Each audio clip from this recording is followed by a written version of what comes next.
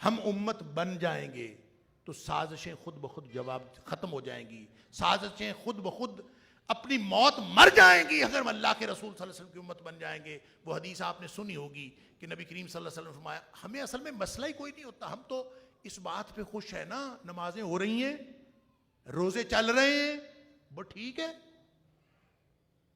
آپ کو معلوم ہے اللہ قرآن میں فرماتا ہے جب موسیٰ علیہ السلام کے خلاف پورا عالم کفر اس وقت کا فرعون اٹھ کے کھڑا ہوا تھا اور پوری اس وقت کی سپر پاور جڑی ہوئی تھی، جادوگروں کے ساتھ مقابلہ ہوا، مقابلے کے بعد قرآن کہتا ہے فَمَا آمَنَ لِمُوسَىٰ إِلَّا ذُرِّيَّةٌ مِّن قَوْمِهِ، چند نوجوانوں کے علاوہ کوئی ایمان نہیں لایا حضرت موسیٰ علیہ السلام۔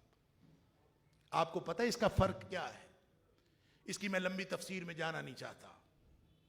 موسیٰ علیہ السلام پر تو ساری بنی اسرائیل قوم ایمان لائی ہوئی تھی، یہ کیوں کہا جا رہا ہے کہ چند نوجوان ایمان لائے؟ فرق یہ ہے کہ ایک وہ ایمان ہوتا ہے جو آمنا بہی با کے لاحقے کے ساتھ آتا ہے، اس کا مطلب ہوتا ہے دل میں یقین رکھنا، بات کی تصدیق کرنا، توثیق کرنا، جس کو ہم تصدیق بالقلب کہتے ہیں وہ کرنا۔ ساری قوم تصدیق بالقلب کرتی تھی، صرف اٹھ کے کھڑے ہونے والے نوجوان چند تھے۔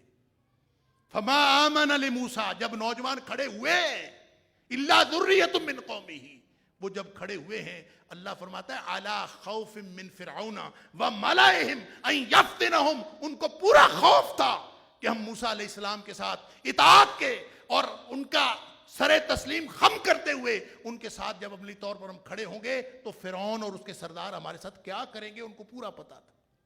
لیکن جب وہ کھڑے ہوئے ہیں تو اللہ نے نجات کی راہیں کھولی۔ آمن لہو،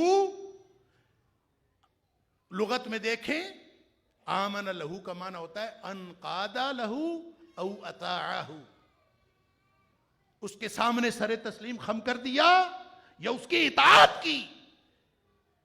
تو پوری دنیا میں دیکھیں، میں اور آپ بڑے اچھے مسلمان ہیں، ہم نبی پاک صلی اللہ علیہ وسلم کی امت ہونے کا دعویٰ کرتے ہیں، نمازیں ہی پڑھتے ہیں نا، روزے ہی رکھتے ہیں نا، اور کیا کر رہے ہیں؟ تو دنیا میں کوئی کفر کا ملک بھی ایسا ہے، عالم کفر میں بھی کوئی ایک بھی ملک ایسا ہے جہاں نمازیں پڑھنے کی آزادی نہ ہو؟ اسرائیل کے اندر بھی نمازیں پڑھنے کی آزادی ہے، عالم کفر کے ہر ملک میں نماز پڑھنے کی آزادی ہے۔ تو پھر جب ہر جگہ پہ صرف نماز ہی پڑھنی ہے، اگر یہی دین ہے تو یہی وہ ایمان تھا جو بنی اسرائیل کی قوم بھی لائی ہوئی تھی، میٹھا میٹھا ایمان، پولا پولا اسلام، گھر میں بیٹھے ہوئے۔ اللہ کی مدد نہیں آتی اس طرح کے اسلام سے، اللہ کی مدد آتی ہے جان جوکھوں میں ڈالنی پڑتی ہے۔